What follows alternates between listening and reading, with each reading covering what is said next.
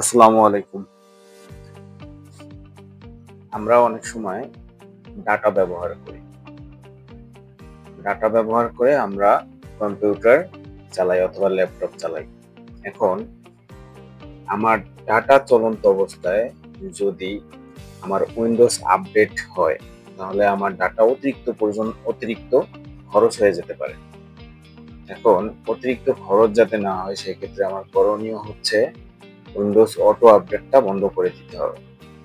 কারণ আমরা অনেকেই জানি না যে উইন্ডোজ অটো আপডেট কিভাবে বন্ধ করতে হয়, অথবা এই অটো আপডেট যদি আমি বন্ধ না করি সেক্ষেত্রে আমার কি ধরনের ক্ষতি হতে পারে।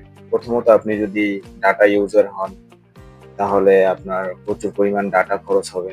দ্বিতীয়ত, আপনি দেখা যাচ্ছে কোনো একটা গুরুত্বপূর্ণ কাজ করতেছেন, সেরকম সময়ে আপনার যদি অটো আপডেটটা চলে আসে, আপনি না দেখতে পারলেও দেখা যাচ্ছে আপনার কাজের ক্ষেত্রে সে বাধা হয়ে সৃষ্টি হবে। তাই আমরা এই অটো আপডেটটা বন্ধ করে দেব। অটো আপডেট বন্ধ করার নিয়ম হচ্ছে, প্রথমে উইন্ডোজের স্টার্ট মেনুতে যাইতে হবে। তারপরে এই যে সার্চ বার আছে, সার্চ বারে এখানে লিখতে হবে সার্ভিসেস,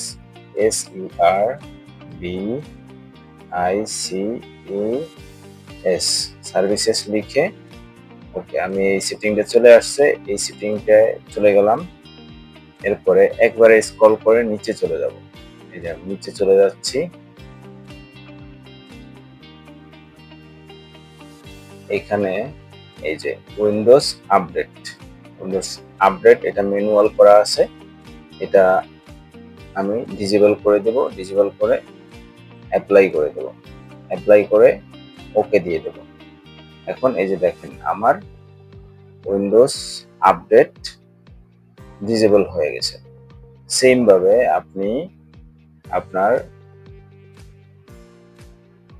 উইন্ডোজ অটোমেটিক আপডেট আবার চালু করতে পারবেন। এই যে অটোমেটিক অথবা এই ম্যানুয়ালে দিবেন, দেওয়ার পরে অ্যাপ্লাইতে দিলে আপনার এটা আবার রানিং হয়ে যাবে। ওকে, ধন্যবাদ ভিডিওটি দেখার জন্য।